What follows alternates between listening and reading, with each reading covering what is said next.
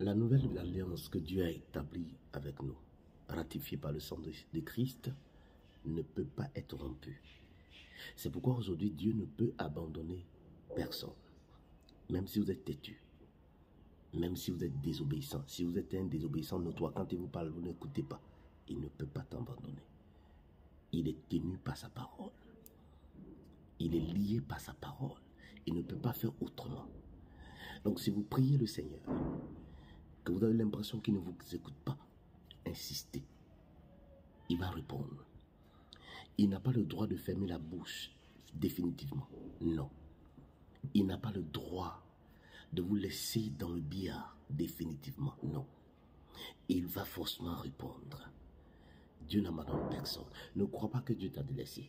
Peut-être tu es conscient d'un péché que tu as commis.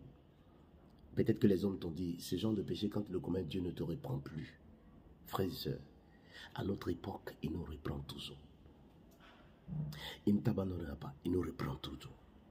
C'est pourquoi il est bon d'aller dans la présence de l'Éternel. C'est pourquoi Hébreu a dit, approchons-nous du trône de la grâce, parce que celui qui est assis sur le trône, c'est celui-là qui est mort pour nous. Je ne sais pas où tu vis, je ne sais pas ce que tu es en train de vivre, mais dans mon esprit, je peux comprendre que peut-être que tu es en train de prier par rapport à un sujet et depuis longtemps, il n'y a pas de réponse. Et tu te dis que Dieu t'a abandonné. Insiste, il n'a plus ce droit-là de ne pas répondre. Il n'a plus ce droit. Il doit forcément arrêter. Insiste. Ne te décourage pas. Insiste. Si tu dois dormir au temple, dors. Mais insiste parce qu'il doit répondre absolument.